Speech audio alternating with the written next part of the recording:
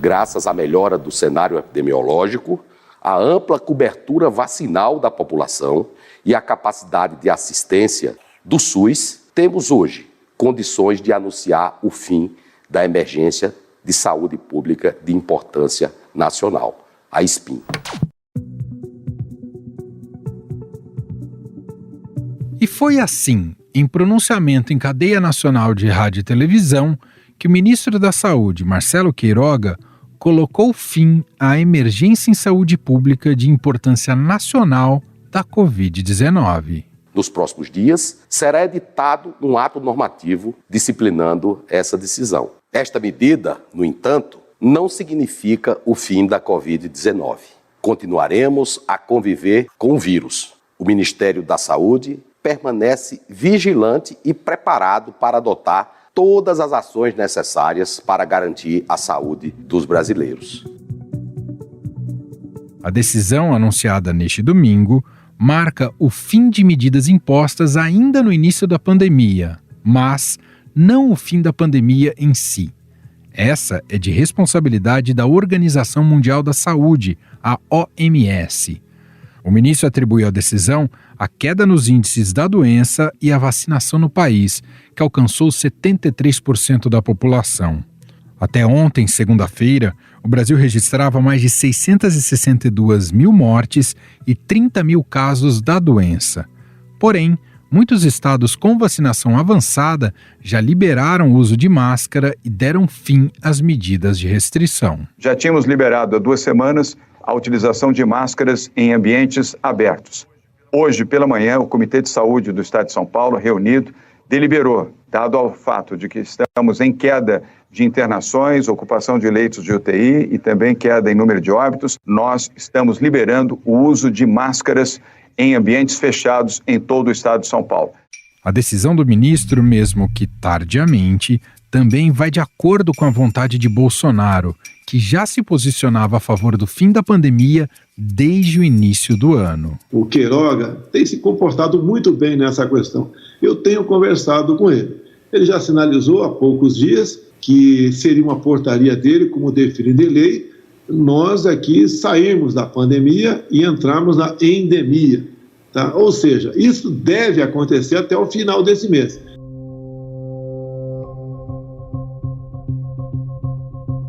Mas o que realmente muda com o anúncio do ministro? O estado de emergência em saúde pública de importância nacional da Covid-19 foi instaurado em fevereiro de 2020. A partir de então, foram publicadas mais de 2.000 normas em todo o país sobre a pandemia, que autorizam, por exemplo, a possibilidade de comprar medicamentos e insumos médicos sem licitação. Nos próximos dias, o Ministério vai editar um ato regulamentando a decisão e anulando a portaria que ancorou as medidas de enfrentamento ao novo coronavírus no país.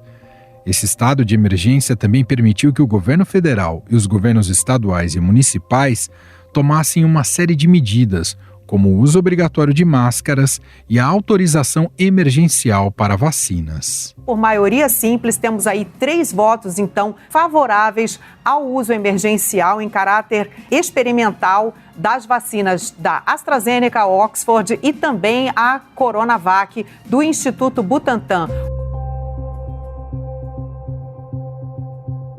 O Ministério também deverá estabelecer um prazo de 30 dias de transição para que os órgãos públicos se adaptem, já que o próprio Queiroga foi aconselhado por técnicos da pasta, principalmente após a demanda de estados e municípios a iniciar um período de transição. Sendo assim, algumas das normas em vigor não perderiam a validade de imediato e outras poderiam ser prorrogadas.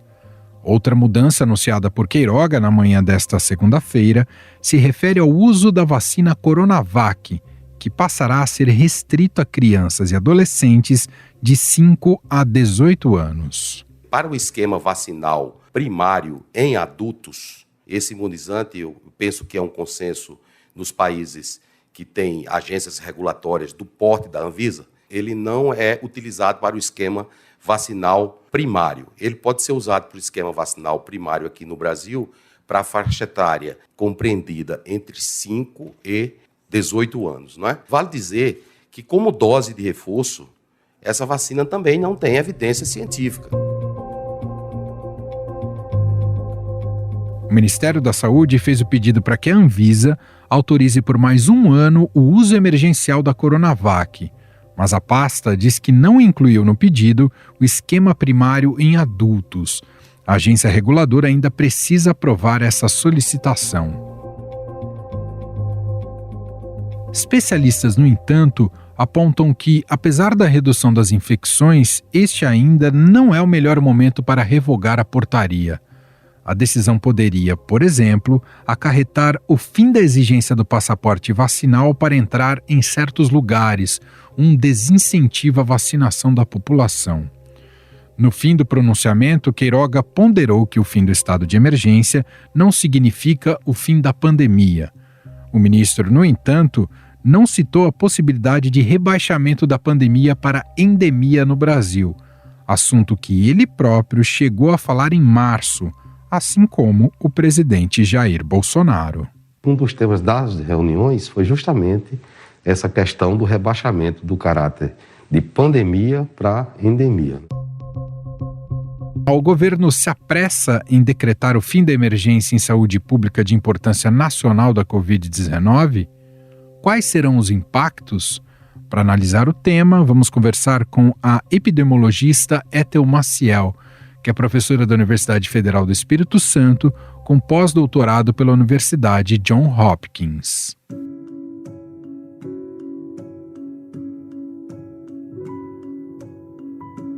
Olá, doutora, tudo bem? Oi, Emanuel, um prazer estar aqui com você.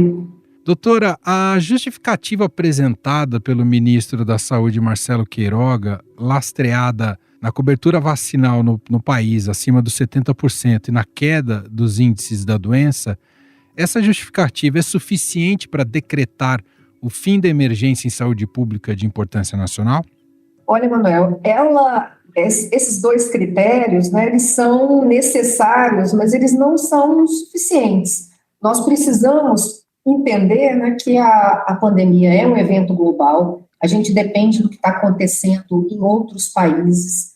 Então, nós ainda estamos sob o decreto de emergência de saúde pública de importância internacional, né, pela OMS, e a gente decretar de forma unilateral, né, revogar, né, o decreto aqui de emergência de saúde pública de importância nacional, traz uma preocupação, porque muitas ações de estados e municípios estão vinculadas a esse decreto. E ações que eu digo, contratações, licitações, serviços mesmo que foram implantados para a ação da emergência, né, de saúde pública da Covid-19, elas estão vinculadas a esse decreto. E uma revogação desse decreto pode impactar todas as ações operacionais, né, de estados e municípios. Então, é uma preocupação grande. A gente pode fechar alguns serviços que precisariam ainda estar funcionando, a gente ainda está no estado de alerta, né? A OMS vem falando isso, a gente precisa manter, principalmente, os serviços de diagnóstico que foram ampliados, implantados, a vigilância genômica, para que a gente possa identificar de forma rápida, né, Emanuel, se alguma nova variante, mudanças importantes do padrão de diagnóstico, né, de aumento de positividade dos casos. Então, tudo isso traz uma preocupação nesse momento, essa ação, que é uma ação não está embasada, né, no decreto da OMS, de emergência de saúde pública de importância internacional. Dá para classificar como uma decisão muito mais política do que técnica do ministro? Com certeza, Emanuel. Infelizmente, a gente viu desde o momento que ele anunciou, né, até hoje, ele tentando explicar e dizendo que não vai ser assim, vai inclusive ter que editar uma normativa especial para que estados e municípios não tenham prejuízo, né, nas suas ações e contratos. Mas a pergunta que fica é se vai precisar de uma normativa para dizer o que o decreto já dizia, para que o decreto vai ter que ser revogado? Não tem sentido. Né? Nós ainda estamos numa emergência de saúde pública, ainda estamos numa pandemia, nós estamos acompanhando países, inclusive, que estão nesse momento em lockdown, né, com uma transmissão muito acelerada, o que pode permitir o surgimento de novas variantes. Então, tudo é muito prematuro e nós ainda estamos com uma vacinação caminhando de forma lenta nas crianças de 5 a 11 anos. Nós estamos ainda com a nossa dose de reforço com pouca adesão, tudo isso porque não temos ações efetivas do governo, né? Então, o governo deveria estar muito mais preocupado em fortalecer as ações para o combate da pandemia do que revogar o decreto. Então, no meu entendimento, é uma ação muito mais política do que com algum embasamento em critérios epidemiológicos. O pior cenário, doutora, é essa desmobilização, essa falta de estrutura, né, emergencial que foi montada justamente para o combate à pandemia da Covid-19. Em caso haja um recrudescimento da doença ou uma nova onda, esse seria o pior cenário? Exatamente, Manuel. Um cenário de desmobilização, né, de ações, porque a gente precisa entender que há uma série de contratos que foram feitos e que estão vinculados a esse decreto em relação à contratação de pessoal, de serviço, contratualização que estados e municípios fizeram em relação a leitos de hospitais privados, né, da rede assistencial suplementar, né? Então, assim, são muitas ações, e algumas ações, elas não estão nem diretamente relacionadas à Covid, elas estão relacionadas à pandemia, mas não necessariamente à Covid. Por exemplo, vários serviços de cirurgia, de atendimento à saúde de outras doenças, elas foram impactadas por conta da pandemia. Nós tivemos em vários momentos que encerrar cirurgias que não eram emergenciais, procedimentos, né, que não eram emergenciais, cirurgias para outras questões de saúde, por exemplo, cirurgia oftalmológica, cirurgia ortopédica, cirurgia cardiovascular, né, que não eram emergenciais ali, e que foram interrompidas. Agora, vários governos, né, de estados e municípios contrataram serviços, contrataram outros, terceirizaram, né, algumas ações para que isso pudesse ser recuperado, pessoas que estão esperando há mais de um ano para esses procedimentos, e tudo isso impacta com a revogação desse decreto. Então, não é algo simples, é algo que exige planejamento e que exige que o governo esteja em sintonia com os estados e municípios, o governo federal, né, em sintonia com os governos estaduais e municipais, coisa que não aconteceu. Quer dizer, houve um anúncio ontem que já trouxe, né, uma preocupação grande para esses gestores no nível municipal e estadual. Outro impacto, doutora, diz respeito à Coronavac. O ministro anunciou ainda nesta segunda-feira que ela ficará restrita a crianças e adolescentes. Como é que a senhora avalia essa medida? Então, é mais uma preocupação, porque algumas autorizações elas foram feitas pela Anvisa como autorizações durante a emergência, né, de saúde pública. E se esse decreto ele cai, no caso especificamente aí da Coronavac, há essa preocupação e a gente vai ter uma diminuição de oferta e também vai ter que ter uma normativa especial para que nesses casos específicos de crianças isso possa acontecer, porque de forma geral, se o decreto caísse, não poderia ser mais adquirida, né, essa vacina.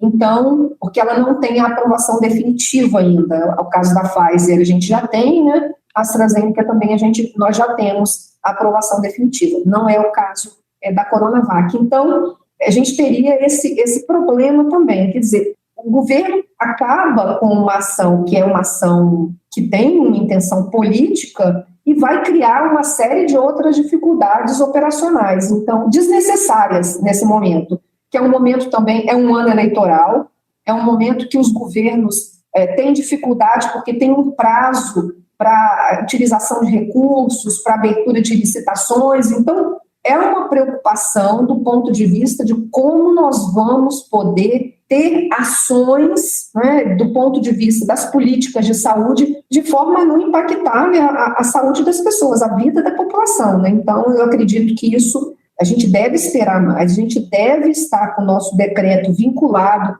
ao decreto da OMS e a gente precisa permanecer no estado de alerta, né, com todos os nossos serviços funcionando, porque Nós não podemos combinar com o vírus, né, Manuel? Então a gente não tem como saber o que vai acontecer. Doutora, o estado de São Paulo faz o maior uso, né, o uso mais quantitativo de aplicação de Coronavac. Com essa portaria entrando em vigor a partir de quarta-feira, o estado tem que segui-la rigorosamente do que vem do Ministério da Saúde. Como isso pode mexer com os planos, por exemplo, do estado de São Paulo? Se pode vir judicialmente a tentar derrubar isso? Como é que a senhora vê esse embate que pode se dar a partir dessa semana?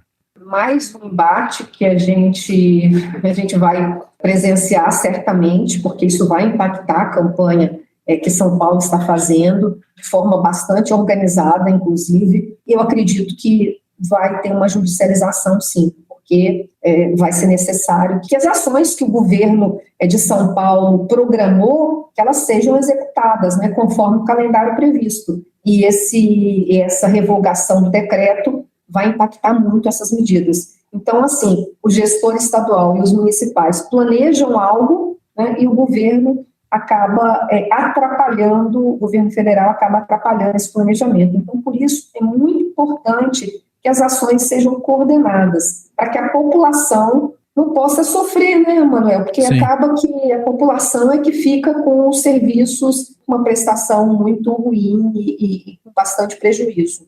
Doutora, o ministro Queiroga, também afirmou que ainda não sabe como será o calendário definitivo de vacinação em relação à Covid-19.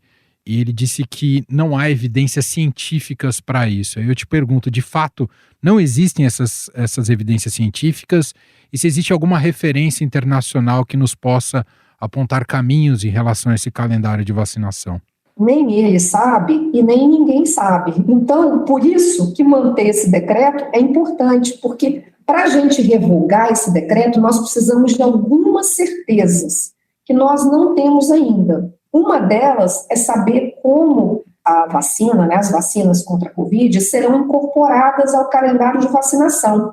A gente vai ter doses de reforço anuais, nós vamos ter uma vacinação para todas as crianças. A gente não tem ainda vacina para criança, né, com menos de 5 anos, abaixo de 5 anos. Então, são muitas questões que ainda tem uma lacuna e a gente sempre tem que compreender que aquelas crianças não vacinadas, o grupo que a gente chama, aquele grupo que não está imunizado, que no caso serão as crianças menores de 5 anos, elas vão estar mais vulneráveis a se infectar e adoecer, porque o vírus vai continuar circulando entre nós. É por isso que algumas vacinas, elas entram no nosso calendário, né, depois que a população está toda vacinada, com apenas aqueles que não estão vacinados ainda, no caso as crianças, as que vão nascendo, né, e aí tem um calendário para vacinação infantil. Assim a gente mantém a nossa cobertura vacinal para várias vacinas, né, por exemplo, sarampo, por exemplo, tuberculose. A gente não vacina adultos mais, a gente vacina as crianças. Então todos os que vão nascendo vão sendo vacinados, os adultos já estão vacinados. Então a gente ainda não sabe exatamente como vai ser incorporada a Covid no calendário de vacinação no mundo. Então, nós precisamos de ter essas definições. Nós também não temos, Emanuel, nesse momento, indicadores, né? Não temos um consenso internacional dos indicadores que nós vamos considerar a pandemia sob controle. Nós não podemos falar, como o ministro falou, que 100 óbitos, uma média, né, de 100 óbitos aí nos últimos 7 dias, então, em torno de 100 óbitos dia, né, nós temos um controle, porque isso seria um absurdo, né, nós normalizarmos esse número ainda muito alto de óbitos. Então, ainda que nós tenhamos melhorado os nossos indicadores, eles ainda estão longe do que a gente pode dizer do controle dessa doença, né? Nós não temos ainda indicadores para isso. Se a gente fizer uma comparação com a influenza, por exemplo, a gente tem em torno de 1.000 óbitos por ano. A gente considera, né, a pandemia controlada e a gente considera a endemia da gripe em torno aí de 1.000 óbitos por ano. Não é que os óbitos eles desaparecerão, a gente sempre tem aí várias doenças infecciosas, um número esperado, mas eles não estão na casa dos 100 óbitos por dia, né? Isso significaria Se a gente fazer uma comparação, né, isso significaria que em 10 dias a gente já teria a morte da influenza no ano inteiro. Então, só a título de comparação, nós não temos esse parâmetro ainda para a Covid, não temos um consenso. Então, quando a OMS pensa, né, e aí a OMS na semana passada decidiu manter o decreto de pandemia, de emergência de saúde pública de importância internacional, ela faz isso baseado no que está acontecendo no mundo inteiro, que a gente ainda tem altos números de óbitos acontecendo no mundo. Então, a gente ainda estamos um pouco longe do controle. A gente já continua a falar com a doutora Ethel Maciel. Apesar dos números positivos da pandemia, outros dados vêm preocupando epidemiologistas. São os casos de dengue que aumentaram 85% este ano no país, ante o mesmo período do ano passado. Até o dia 15 foram notificados mais de 320 mil casos prováveis da doença, uma incidência de 151,8 por 100 mil habitantes, diz o Ministério da Saúde. O Rio Grande do Sul vive um surto de dengue. Cerca de 90% dos municípios do estado registram infecções pelo mosquito Aedes aegypti, o transmissor da doença. Foram 85 mortes, 73% a mais do que em 2021. Especialistas alertam para o avanço do mosquito Aedes aegypti pelo sul do país, onde a frequência do vírus costuma ser menor por causa das temperaturas mais baixas.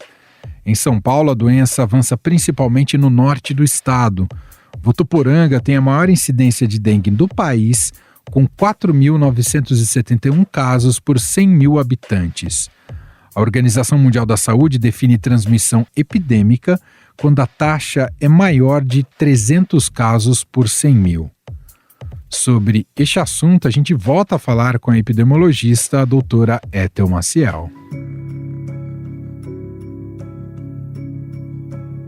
Enquanto os números da Covid, apesar de altos, ainda caem, né, no país, essa tendência de queda, os da dengue sobem consideravelmente. Os casos aumentaram em 85%. E eu queria te perguntar, em relação à dengue, por que a gente não conseguiu ainda ter sucesso no combate à dengue, que é uma doença que está há tanto tempo por aqui? Claro que há uma questão sazonal, né, de momentos piores e momentos melhores, mas o fato é que é um enfrentamento ainda muito complexo e dificultoso para o país. Por quê, doutora? Então, Emanuel, a dengue a gente tem um histórico um pouco diferente, né? O Brasil já passou por vários períodos, inclusive a gente conseguiu eliminar o vetor, né? Porque aí a dengue a gente tem o mosquito, que é um vetor importante, a gente só tem a dengue onde tem mosquito. A gente não tem uma vacina efetiva contra a dengue. Nós esperamos que essas tecnologias que foram desenvolvidas durante essa pandemia da Covid, né, vacina de vetor viral, vacina de RNA, a gente possa agora ter melhores vacinas para outras doenças infecciosas. Uma delas, a dengue, a malária, né, o HIV também. Então, a gente espera que isso aconteça aí nos próximos anos. A gente não tem. A gente não tem medicamento efetivo também contra a dengue. O que a gente usa são medicamentos que diminuem os sintomas da doença. Então, as nossas estratégias de controle são muito ruins. E nós tivemos, Emanuel, nesse período, desses 2 anos de pandemia, um empobrecimento, né, da população, as nossas taxas de desemprego, nós estamos acompanhando o aumento da fome no Brasil. Tudo isso impacta, porque o controle da dengue depende que o governo faça a sua parte, né, fazendo as ações de combate ao mosquito, e também que as pessoas possam olhar, né, criadouros de mosquito na sua casa, no seu entorno, e tudo isso piorou muito, né? Nós tivemos, assim, as condições de moradia das pessoas, elas pioraram, o próprio dinheiro, né, o próprio financiamento para que as pessoas possam passar o mês, né, a gente está vendo aí o preço da luz, do gás, tudo que está acontecendo. Então, as pessoas têm um menor orçamento para lidar com as questões do domicílio, a própria limpeza dos locais. Então, tudo isso vai impactando no controle. Não é uma coisa isolada, sabe, Manuel? E a própria pandemia da Covid, ela acabou impactando o controle de outras doenças, inclusive com diminuição de orçamento, né? O governo teve um menor orçamento para essas ações, né, de saúde pública, inclusive para contratação de agentes ambientais, que tem essa função, né, de avaliar locais onde estão tendo criadouros de mosquito. Então, tudo isso foi seriamente impactado pela Covid-19, pela pandemia, inclusive diminuição de contratação, diminuição desses serviços. E isso acaba fazendo com que esses números agora estejam com esse aumento, né? Nós estamos vendo isso não só na dengue, mas em outras doenças também, infelizmente. Isso pressiona os sistemas de saúde, e se não há essa estruturação devida da vigilância sanitária, né, para fazer esse controle, não resta outra alternativa nesse momento mais emergencial, doutora, que não seja a prevenção das pessoas em seus próprios domicílios para evitar que o mosquito se propague? É isso, doutora? A gente precisa separar essas duas ações, né? A gente tem as ações que são do governo, e essas ações precisam acontecer, então o governo precisa ampliar a contratação de agente ambiental, precisa ampliar, né, as ações de combate ao vetor, né, especificamente as ações de vigilância em saúde, de vigilância ambiental, e também precisa aumentar aquelas campanhas de comunicação para que as pessoas possam se atentar a esse problema. Nós tivemos também, Manuel, um grupo grande, né? A gente acabou ficando muito mais tempo em casa, né? A gente acabou fazendo escolhas que a gente ficasse mais tempo nos nossos domicílios, e isso acabou também propiciando maiores contaminações ali se os locais não são adequados. Então, a outra parte do controle é o controle individual, né? Que a gente precisa fazer nas nossas casas, não deixar água parada, tudo aquilo que a gente já aprendeu da dengue, mas principalmente não deixar água parada, acúmulo de água, mas a gente não pode, eu sempre digo assim, as ações de saúde pública não podem responsabilizar o indivíduo, né? A gente precisa colocar as ações que são de responsabilidade dos governos, né, da gestão municipal, estadual, federal, e a gente precisa também educar as pessoas para que elas, que também é uma ação de governo, né, de gestão, a gente precisa ampliar a comunicação para que as pessoas também possam cuidar, né, do seu domicílio, do seu entorno. Então, as duas coisas são importantes, mas a responsabilidade maior, ela é da gestão da saúde pública, e menor do indivíduo, né? Então, a gente não pode colocar a responsabilidade maior do indivíduo. Muito bem, ouvimos a doutora Ethel Maciel, professora da Universidade Federal do Espírito Santo, epidemiologista, tem pós-doutorado em epidemiologia pela Universidade Johns Hopkins. Doutora, te agradeço mais uma vez pela entrevista, um abraço e até a próxima. Obrigada, Emanuel, um abraço a todos que nos acompanham.